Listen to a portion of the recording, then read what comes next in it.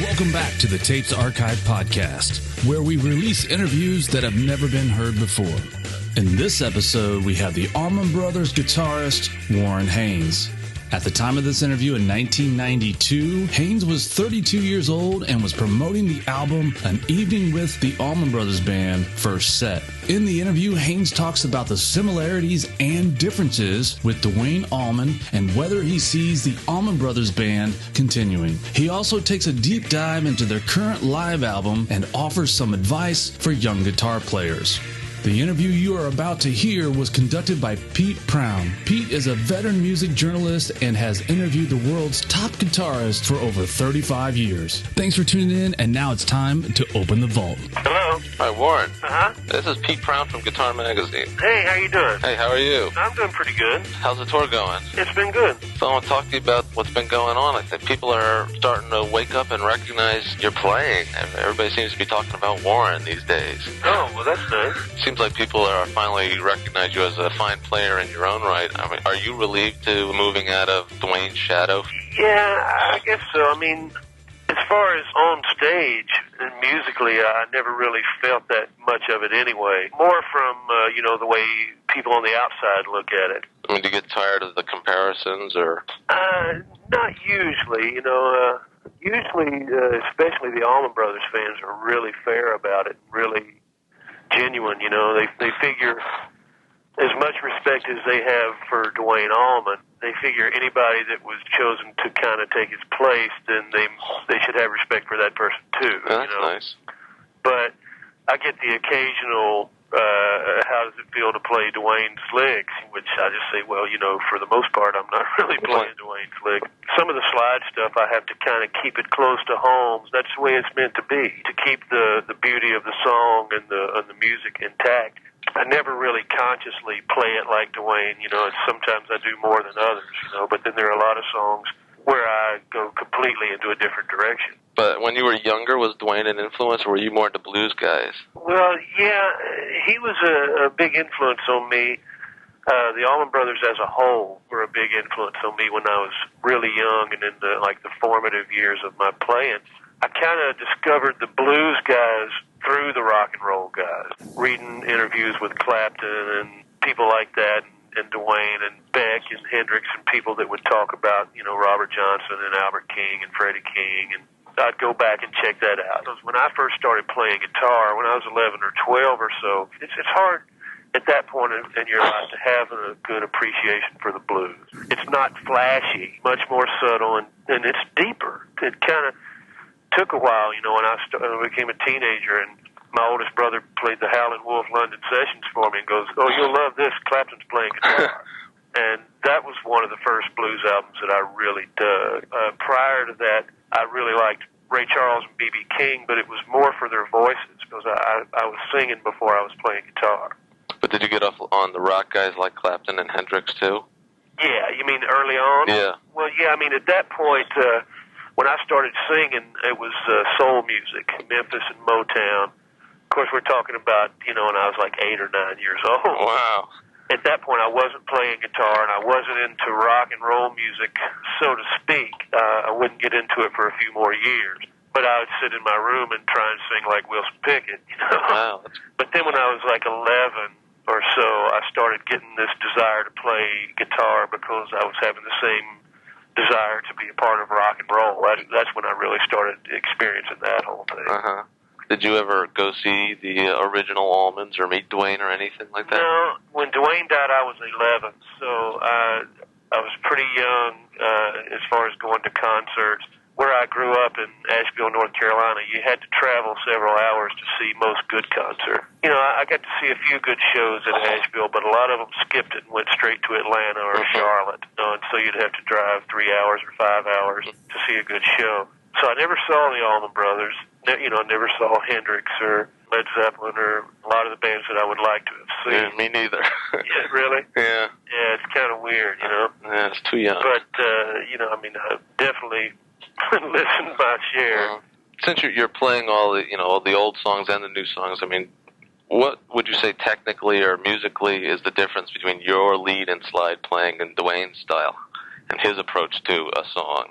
I would say there are more similarities and the slide playing. As far as the differences, the main difference, let's stay with the slide playing for a minute. The main difference is that I play mostly in standard tuning, and Duane always played like in open tuning. So really? I thought he played standard. The only thing he ever played in standard was Dream. He played that half regular guitar and half slide, and that's the only slide solo that he played on an Allman Brothers record that wasn't in an open tuning. So I make a conscious effort since I learned to play in standard. I play both open tunings and standard tuning, but I make a conscious effort to search for a new voice, and it's easier to do with standard tuning because not many people do it, and there are more ideas that are open, that are reachable in standard tuning. You can't do in open tuning.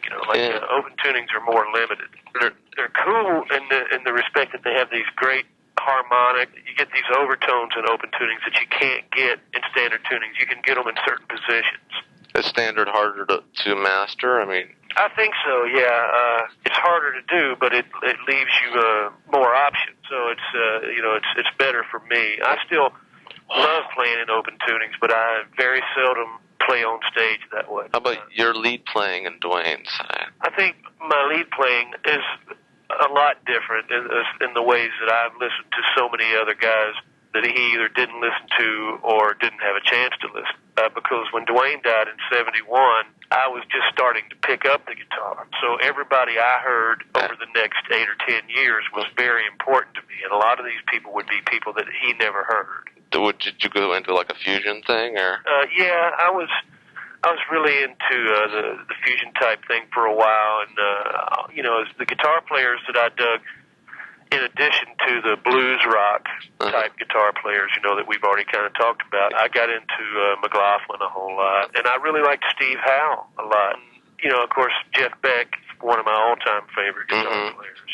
And truthfully, Beck's playing didn't mature to the level that it has matured to until after 71. Duane never got to hear Blow by Blow or Wired, and those two amazing guitar records, especially Blow by Blow. What did those albums do for your playing? Just opened my eyes to a lot of new directions that you could go with the guitar, tonally and musically. That album, Blow by Blow, I'm speaking of, in the same way that Fillmore East was, there's just so much guitar on them. You can sit for weeks and weeks and constantly hear new things. There are not many records that offer that much guitar for your listening dollar. That's for sure. So when you're a kid and you're learning everything that comes down the pike, then it's really important to have records like that. Another one for me was Steely Dan, The Royal Scam. Oh, yeah. Which is a great guitar record. Larry Carlton. And for a long time, I didn't realize who was playing what, because on that album, they just list the guitar player. They don't say who's playing the solo. A lot of that stuff I didn't find out till later when CDs came out. They started going a little deeper into it, like on the best of and the decade of hits and stuff like that. They would actually say who played the solo. And then I read later that Carlton played most all the solos on Royal Scam, and he's a great player. Oh, yeah. But that album was that's of all the Steely Dan records, it's more guitar than any of them. That's a great one. What's the difference between your playing and Dickey's playing on lead and slide? When Dickey plays slide, when he plays electric slide, which is not very often, he plays it in open E. And when he plays acoustic slide, which is what he prefers, he plays in either open E or in open G. And he has a lot of the real old traditional influence, Robert Johnson and Willie McTell, and he really studied and studies that kind of stuff, Yeah, old blues. Yeah, and he really likes the acoustic type blues, where I listened to a lot of that stuff but didn't learn as much of it. A lot of the listening that I do, I just like to learn through osmosis. I like stuff to be playing, and then I get little glimpses here and there, but as far as the acoustic blues, I never spent a whole lot of time dissecting it and learning lick for lick what they were playing. It was more of a feel thing to me. Dickey doesn't play that much electric slide anymore, like I was saying.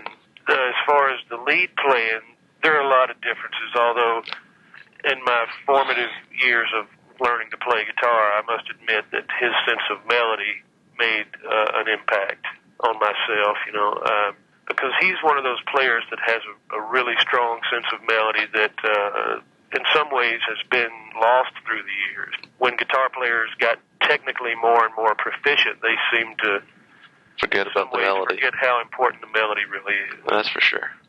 But the major differences obviously would be similar to what I said about Duane, that I listen to a lot of guys that they never listened to. And I listened to a lot of jazz players through the years. I was lucky to have two older brothers, and both of them were into really good music, and they had tons and tons of records. And so they would, even as a kid, they would make me listen to jazz stuff and to blues stuff, Bob Dylan, and things that maybe a kid wouldn't listen to. I think that rubbed off on me a lot. And then my oldest brother, who was the big jazz head, he would make sure and find jazz stuff that he thought wouldn't be over my head, or that would be close enough to blues or rock that I could get it. What's a good jazz album that like a younger rock player could get into pretty easily?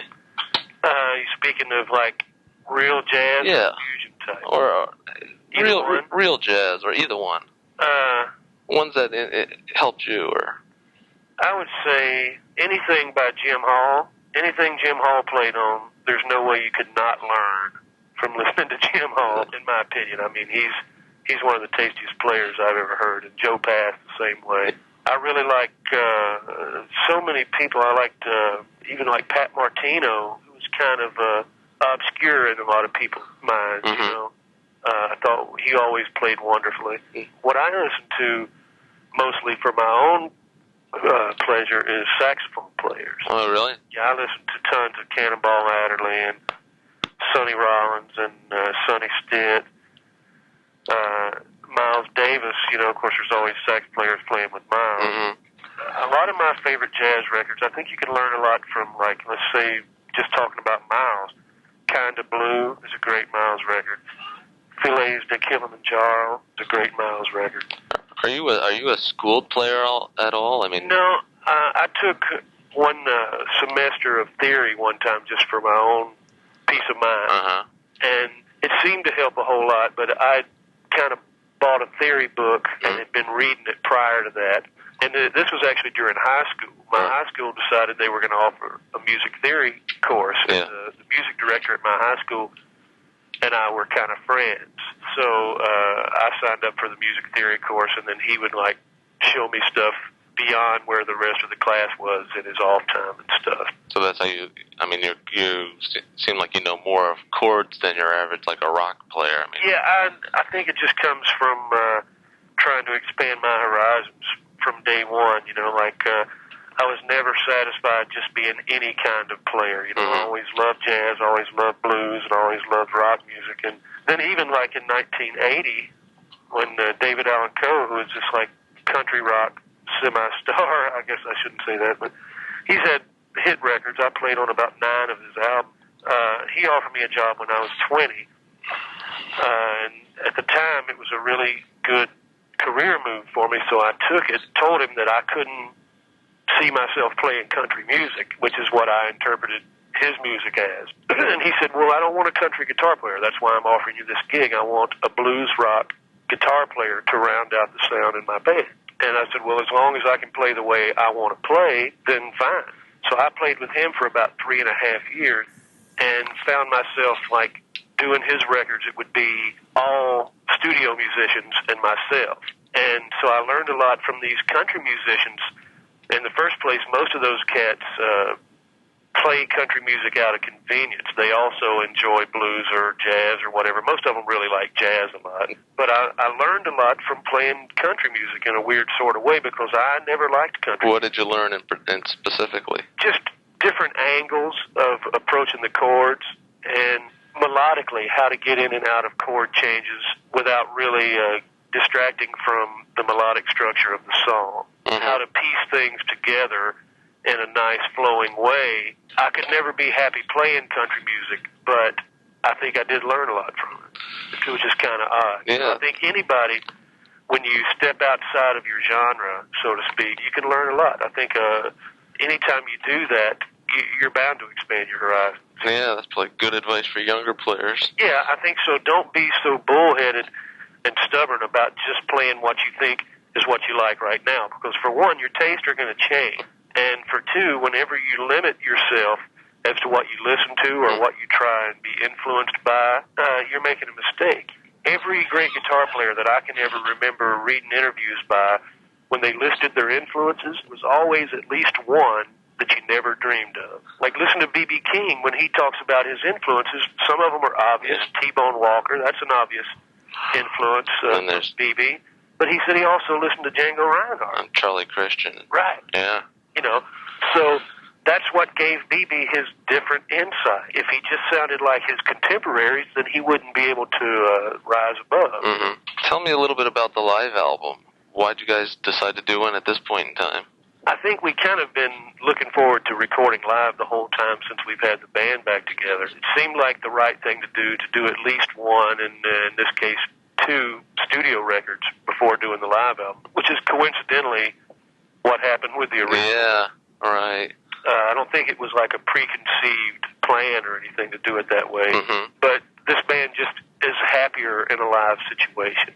It's always been that way. I mean, Fillmore East was a Vanguard live record, and although the material and even the performances on the first 2 Allman Brothers records still stand up today, they don't necessarily stand up next to the Fillmore East. You know what I'm saying? Right. The live versions were just head and shoulders above the studio versions because the Allman Brothers has always been and always will remain a live band. Even on the 2 studio records that we've done since the band reformed, we set up live and play in the studio. Oh, really? With everybody recording live at once. And most of the solos that myself and Dickey kept for the record are live on the track as they went down. Wow, that's so unusual. It's very unusual. Yeah. And it's not to say that there are not a couple here and there weren't overdubbed. I think I had 9 solos on the last album, and 6 of them were live, and 3 of them were overdubbed. That's great. Yeah, I mean, some bands, especially when they're recording live, they tighten up and they don't give as good a performance. I mean, do you guys ever, when you're recording live, or is that just like a pleasure for you guys? Well, it's a pleasure, but I don't think there's any way of not tensing up a little bit. The perfect example for me would be that we recorded 4 nights in Macon, we recorded 2 nights in Boston, we recorded 2 nights in New York. Then we took a night off after the second night in New York, and the third night in New York, we didn't record. And it was the best show, you know.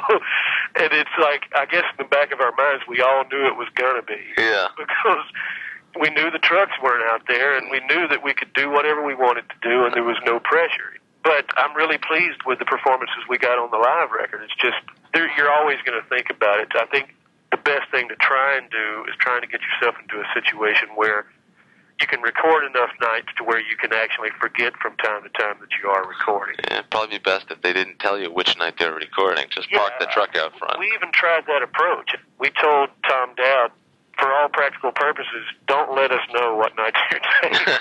You know? All right.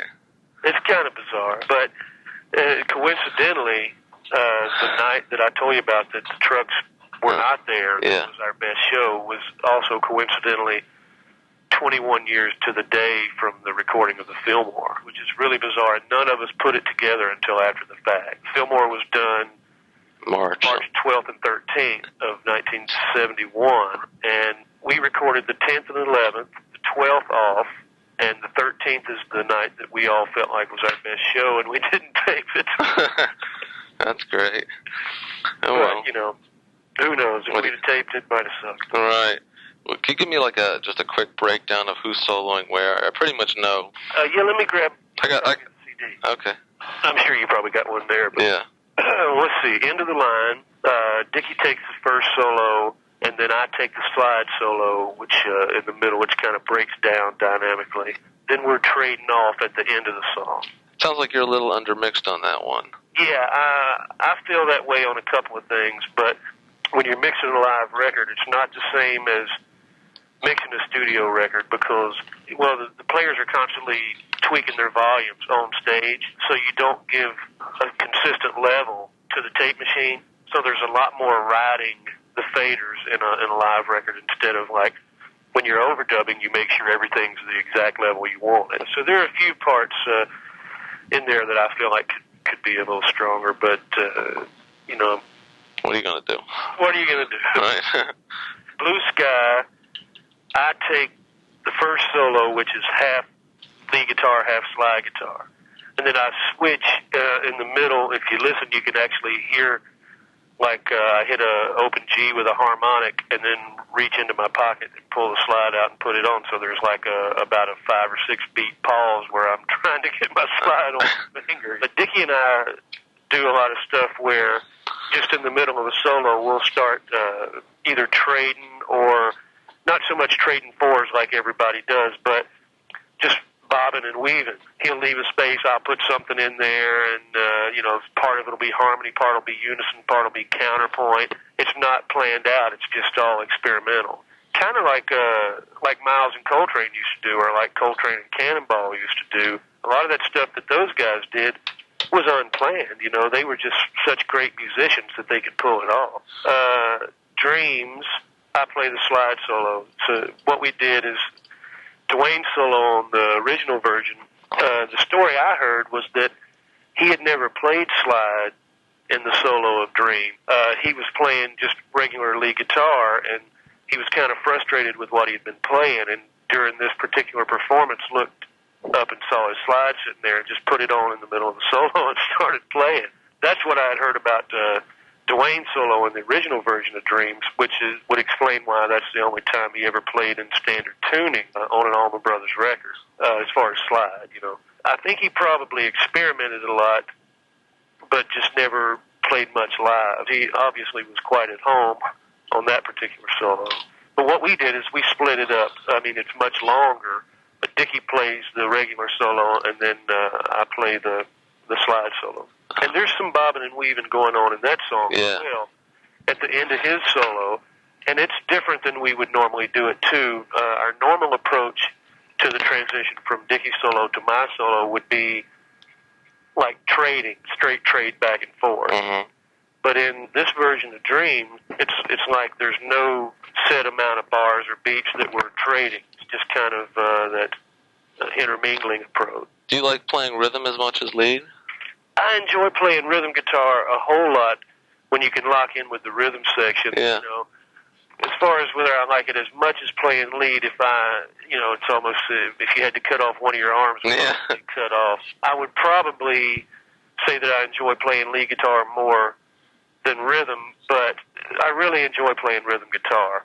In some ways, I wish I was better at it, because there are certain people that I listen to playing rhythm and I go, damn, that's just so good. Who's a good rhythm player? Well, Hendrix, yes, I thought was always a great rhythm player. I would have actually liked to heard Hendrix play more with another guitar player so he could play more of his cool rhythm shit. But, stuff like Little Wing and Angel, and at random, during his live performances, he would go off into this great kind of Curtis Mayfield on acid kind of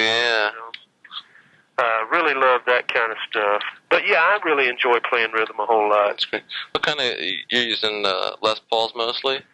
In the Allman Brothers, I use Les Paul a lot of the time. Is that an old one or a new one? It's a 59 reissue. It actually was built for me in the custom shop at Gibson.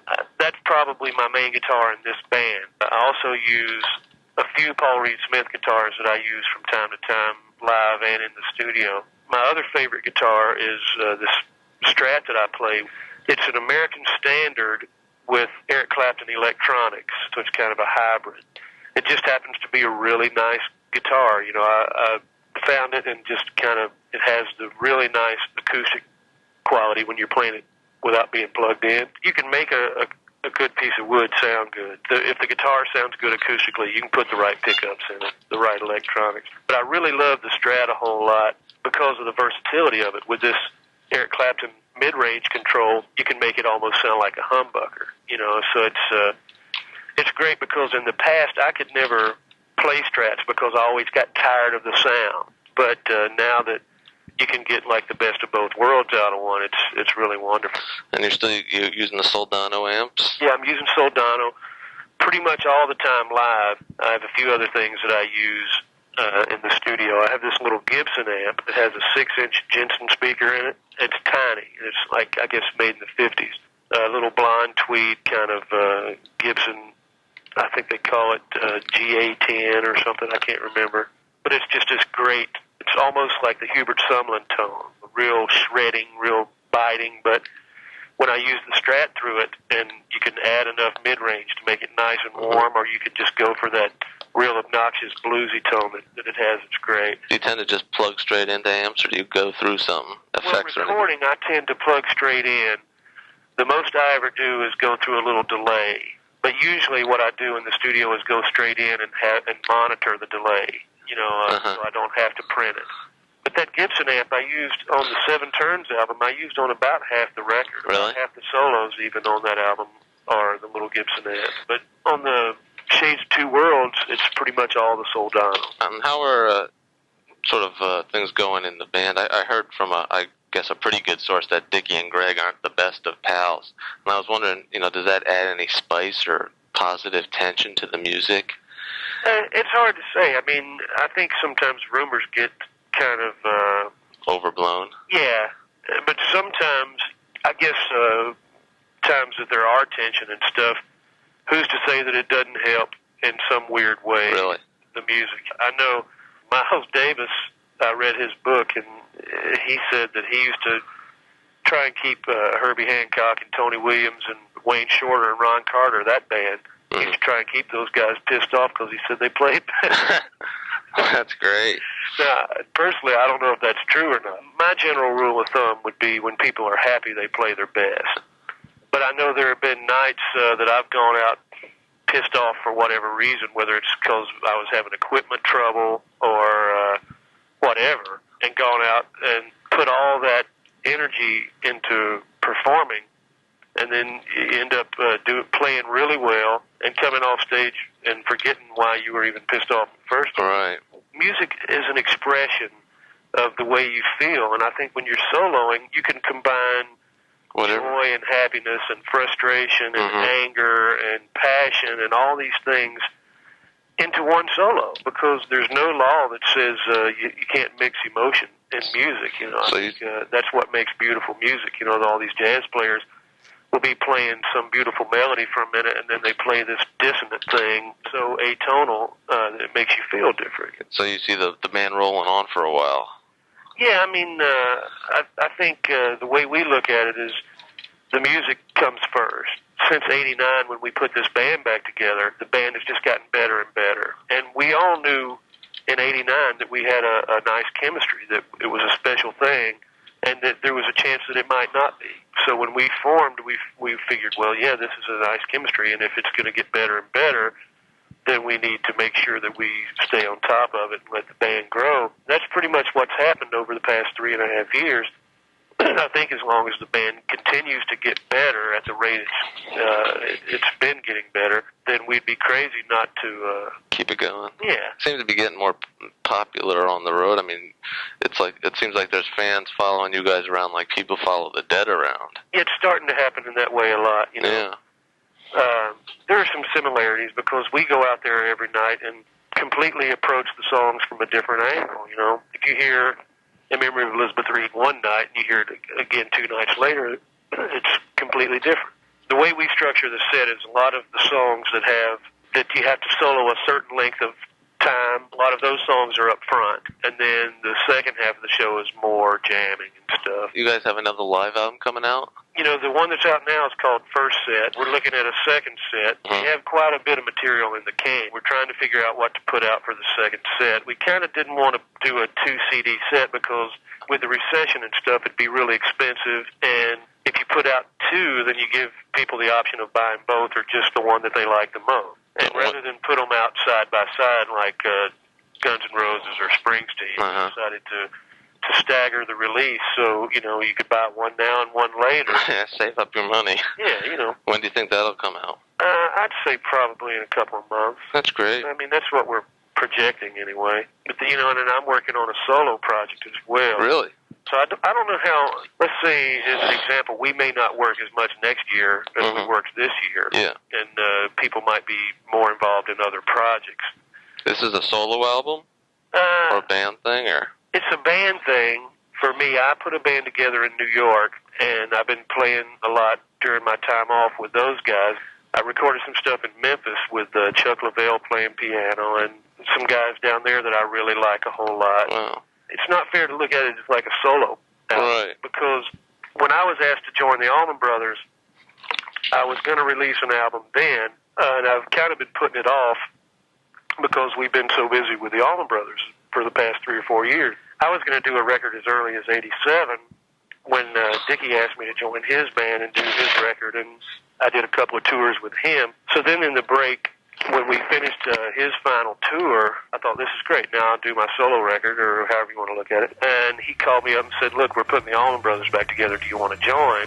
And I thought, well, here I go again. You know, I couldn't pass it up, you know. Sure. Hey, thanks for listening to the Tapes Archive podcast. Please remember you can always find more information about the show and the individual episodes at our website, thetapesarchive.com. Until next time, the vault is closed.